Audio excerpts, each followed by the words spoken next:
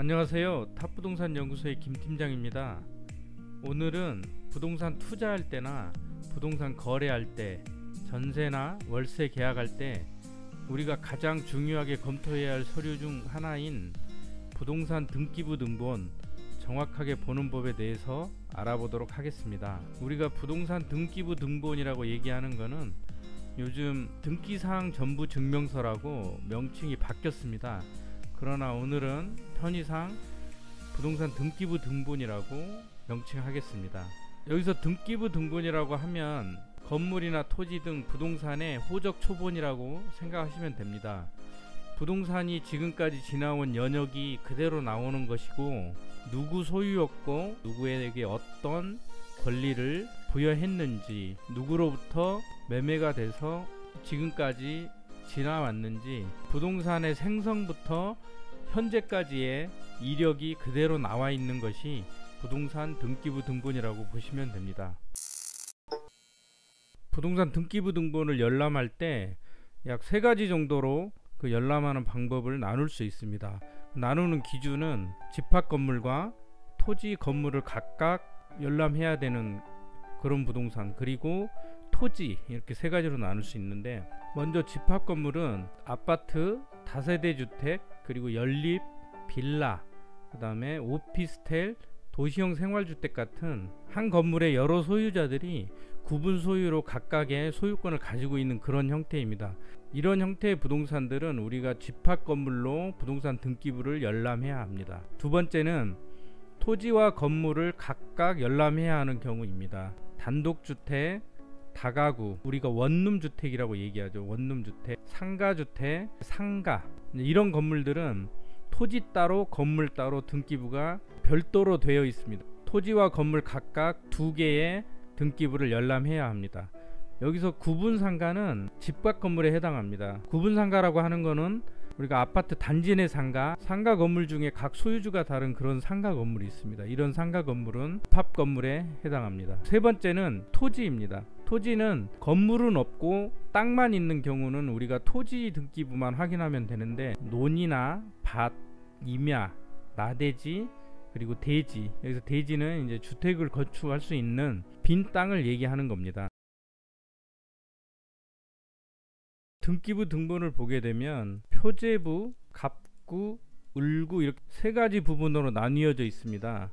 표제부는 부동산의 표시에 대한 내용입니다. 부동산의 표시에 대한 내용은 부동산의 소재지, 부동산이 어느 주소에 위치해 있는지, 면적이 얼마나 되는지, 구조가 뭐 철근 콘크리트인지 목조주택인지 이런 구조에 대한 내용, 그리고 용도는 주거용이 될 수도 있고 상가가 될 수도 있고, 층수, 몇 층까지 지어진 건물인지, 이런 부동산의 실체적인 내용을 우리가 알 수 있는 부분이 표제부입니다. 두 번째, 갑구를 보게 되면 갑구는 소유권에 관한 사항입니다. 소유권에 관한 사항을 보면 이제 누구 소유인지, 그 소유권에 어떠한 제한 사항이 있는지 이런 걸 볼 수 있는 부분인데, 우리가 전세 계약이나 월세 계약을 체결할 때, 그리고 매매 계약을 체결할 때 이 부분이 상당히 중요합니다. 단순히 소유권 보존이나 소유권 이전만 이루어져 있는 상태여야 우리가 보통 등기부가 깨끗하다고 얘기할 수 있는 부분이고, 그 이외에 압류라든지 가압류, 경매 신청이라든지 가등기, 가처분, 이런 내용들이 설정되어 있으면 이 부분은 반드시 해소를 하고 거래를 하든 임대차를 들어가든 해야 되는 겁니다. 갑구에는 최초의 건물이 지어졌으면 소유권 보존 등기를 하게 되는 거고, 그 다음에 이제 매매가 이루어져서 소유권 이전, 압류는 이제 세금을 미납했다든지 아니면 소송에 계류 중이면 부동산에 대해서 압류를 하게 되죠. 그래서 이 압류 등기, 그 다음에 가압류, 채권을 불이행했을 때 이제 경매 신청을 하게 되는데, 경매 신청이 되어 있다면 그 내용이 갑구상에 표시가 되는 거고, 가등기, 이제 가등기 같은 경우에는 순위 보전을 위해서 소유권 이전 청구권 가등기라는 걸 하게 됩니다. 자신의 허락 없이 함부로 팔 수 없게 해두는 등기가 가등기가 되는 거고, 채권 담보를 목적으로 하는 담보 가등기도 있을 수 있습니다. 가처분 등기가 있는데, 가처분 등기는 처분금지 가처분 등기라고 그래서 다른 사람에게 팔 수 없게 가등기를 해놓는 게 이제 가처분 등기가 되겠습니다. 그래서 갑구상의 내용을 잘 보시면 압류나 가압류, 경매 신청, 가등기 이런 내용이 등기부에 이런 내용이 없는 부동산을 거래하는 게 최우선이고, 만약에 이런 내용들이 있는 부동산이라면 그 원인과 해소 방법을 반드시 확인을 하고 거래를 하는 게 안전한 거래를 할 수 있는 방법이 되겠습니다. 세 번째로는 을구인데, 을구는 소유권 이외의 권리입니다. 소유권에 관한 사항 말고 다른 권리들은 을구에 표시되게 되어 있는데, 그 중에 대표적인 게 저당권이나 근저당권. 근저당권 같은 경우에는 은행에서 담보대출을 받았을 때 많이 설정하는 게 근저당권입니다. 그래서 은행에서는 보통 채권 최고액을 근저당권에 설정을 하고, 그 다음에 사용을 목적으로 하는 전세권 등기가 있을 수 있고, 그 다음에 지상권. 지상권은 은행에서 토지 담보대출을 해줄 때 토지 위에 함부로 건물을 지을 수 없게 설정해 놓는 게 지상권이고요. 그 다음에 임차권 등기가 있을 수 있습니다. 임차권 등기는 대항력이나 우선 변제권을 확보하기 위해서 임차권 등기 명령 제도를 통해서 등기를 할 수 있는 부분이고, 그 다음에 지역권이라는 게 있는데, 지역권은 내 토지를 출입하기가 어려워서 옆에 있는 땅을 조금 빌려서 출입을 해야 되는데, 이럴 때 그 땅의 허락을 맡아서 지역권도 설정할 수 있습니다. 그래서 소유권 말고 그 이외의 권리들은 이 을구상에 표시가 됩니다. 그럼 실제 등기부를 보면서 등기부 등본을 정확하게 보는 법에 대해서 말씀드리겠습니다. 먼저 등기부 등본 발급은 대법원 인터넷 등기소라는 사이트를 검색하셔서 거기 들어가서 발급 받으시면 되고, 발급 받는 방법에 대해서는 제가 추후에 또 한번 영상을 올려드리겠습니다. 지금 등기부 등본을 보고 계시는데요, 이 등기부 등본은 토지에 대한 등기부 등본입니다. 여기 보시면 2-1, 2-2 해서 총 2장으로 구성되어 있고, 열람용이라고 이렇게 보이죠. 등기부를 보실 때 우선 중요한 부분이 이 열람 일시를 보셔야 됩니다. 몇 년 몇 월 며칠 몇 시 몇 분에 열람을 했는지에 대한 내용이 나와 있기 때문에, 우리가 부동산 계약을 한다고 할 때 매매 계약이 됐든 전월세 계약이 됐든 계약하기 바로 직전에 이렇게 열람을 해보는 게 가장 정확한 그 부동산 등기부 내용을 확인할 수가 있는 부분이고, 이 위에 보면 등기사항 전부 증명서라고 되어 있죠. 여기에 말소사항 포함이라고 되어 있습니다. 이거는 무슨 얘기냐면, 등기부 등본을 보시다 보면 이렇게 빨간색으로 그어져 있는 부분들이 있습니다. 이게 이 내용이 말소가 되고 이 내용이 현재 표기가 되어 있다는 내용인데, 이 말소되어 있는 내역까지 다 볼 수 있는 게 말소사항 포함이라고 보시면 됩니다. 그래서 등기부 등본을 열람하실 때 이 말소사항 포함이라고 체크를 하시고 열람을 하시면 말소된 내용까지 다 보이게 되는 거고, 하나하나 설명을 드리면, 이 부분이 표제부, 그리고 갑구, 을구, 이렇게 세 부분으로 되어 있습니다. 아까 앞에서 설명드린 것처럼 이렇게 세 부분으로 되어 있고, 이 표제부에 보시면 이제 토지의 표시, 그래서 토지에 대한 내용이 나와 있고, 갑구에는 소유권에 관한 사항, 그리고 을구에는 소유권 이외의 권리에 관한 사항, 이렇게 나와 있습니다.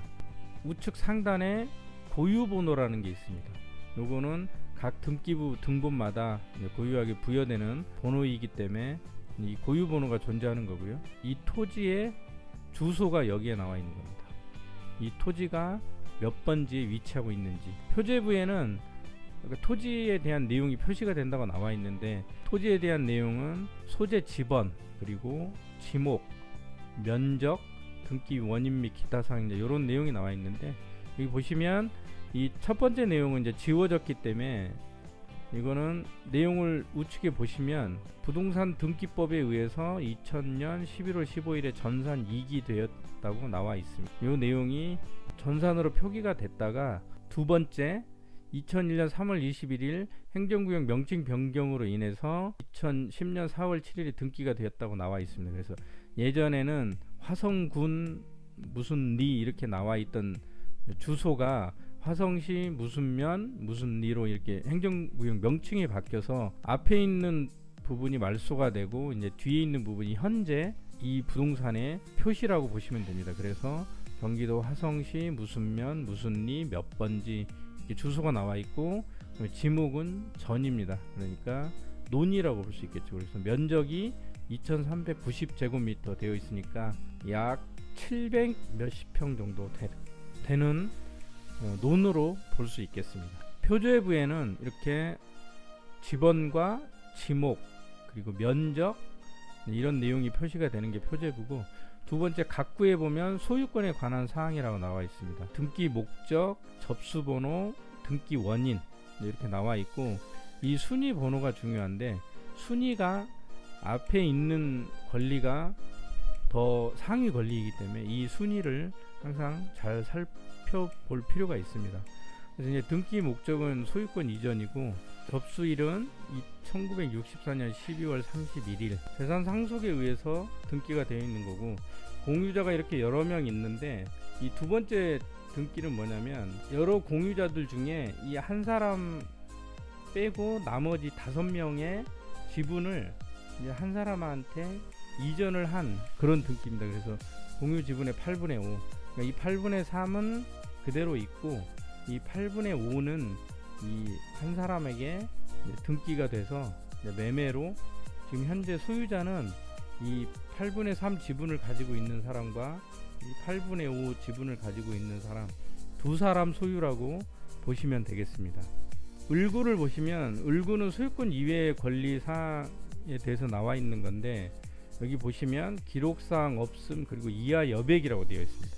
이럴 때는 을구상에는 더 이상 어떠한 권리도 없다고 보시면 됩니다. 그래서 뭐 저당권이라든지 근저당권 이런 부분이 없는 등기부는 이렇게 을구상에 아무것도 표시가 안 되어 있습니다. 그래서 이제 이런 부분은 이제 소유권 이외의 권리사항은 이제 깨끗하다고 이렇게 보실 수 있겠습니다. 아파트 등기부를 살펴보면서 설명드리겠습니다. 위에 보면 집합건물이라고 나와 있고, 역시 밑에 열람 일시가 나와 있고, 지금 이 등기부는 5장 중에 이제 첫 번째라는 걸 나타내는 겁니다.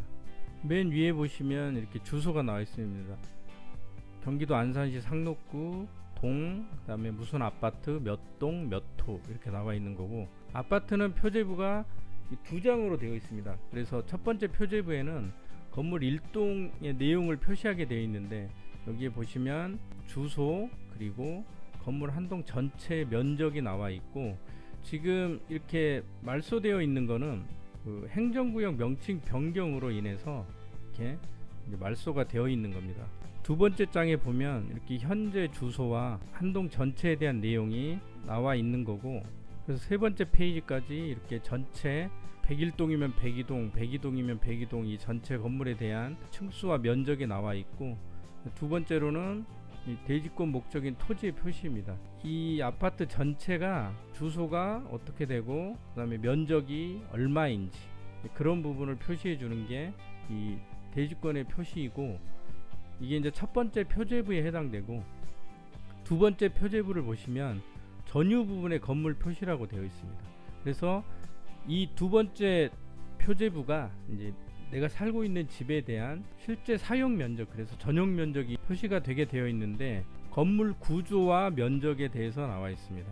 그래서 건물은 철근 콘크리트조로 되어 있고, 이제 전용 면적 그리고 내가 사용하는 실사용 면적이 62.34제곱미터라고 표시가 되어 있는 거고, 두 번째는 이제 대지권의 표시입니다. 그래서 내가 소유하고 있는 대지권이 이 아파트 전체 부지 면적 중에 어느 정도를 차지하고 있는지 그 부분을 표시한 게 이제 대지권의 비율인데, 전체 면적 86,460.2분의 31.744, 이 면적이 내가 실제 소유하고 있는 면적이 되는 겁니다.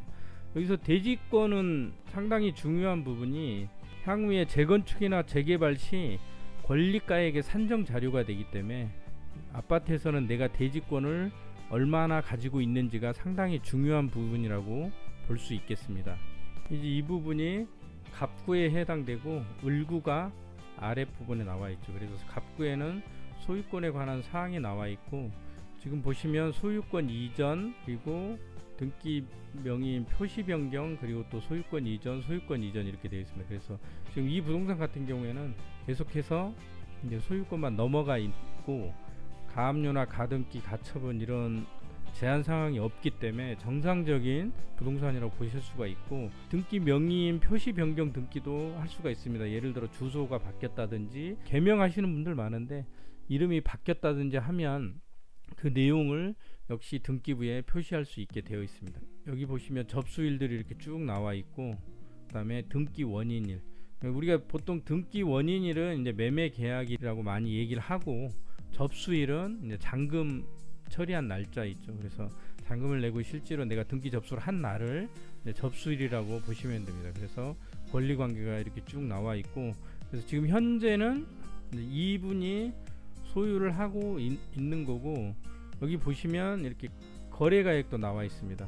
이 거래가액은 2006년 6월 1일 이후부터 거래가액을 표시하도록 시행이 되었기 때문에 그 이전에 매매계약을 체결한 내용은 매매가액이 안 나와 있습니다. 그래서 여기 보시면 1996년에 매매를 한 내용이라 여기에는 거래가액이 안 나와 있고, 2015년 매매분과 2016년에 매매된 내용에 대해서는 거래가액이 이렇게 나와 있다고 보시면 됩니다.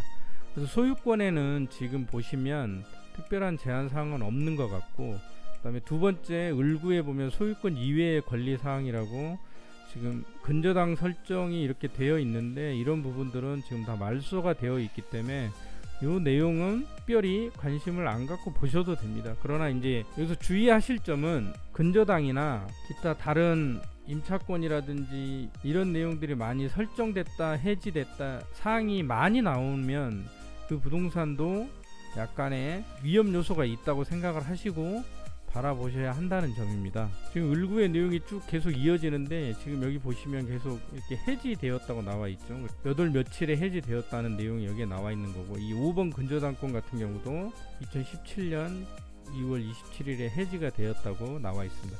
현재 지금 이제 살아있는 근저당, 그러니까 이제 권리를 침해할 수 있는 근저당은 요거 하나 설정되어 있다고 보시면 되고, 근저당권자가 생명주식회사라고 나와 있습니다. 그래서 여기 생명보험회사에 지금 돈을 빌린 것 같고, 채무자는 여기서 보셔야 될 거는 이 채무자와 이 소유자가 동일인인지를 확인하셔야 됩니다. 동일인이라면 상관이 없는데, 동일인이 아니라면 반드시 그 소유자와 채무자가 어떤 관계인지 이런 부분도 확인을 하셔야 됩니다. 그리고 여기를 보면 채권 최고액이라고 나와 있는데 금 1억 9,104만원이라고 되어 있습니다. 그래서 보통 은행이나 제2금융권은 120%에서 130%를 설정하니까 실제 빌린 금액은 이제 이 금액보다는 낮은 금액이겠죠. 그래서 뭐 1억 5천이나 6천 정도 빌린 것 같은데, 만약에 이 집이 채무를 불이행해서 경매에 넘어간다면 이 채권 최고액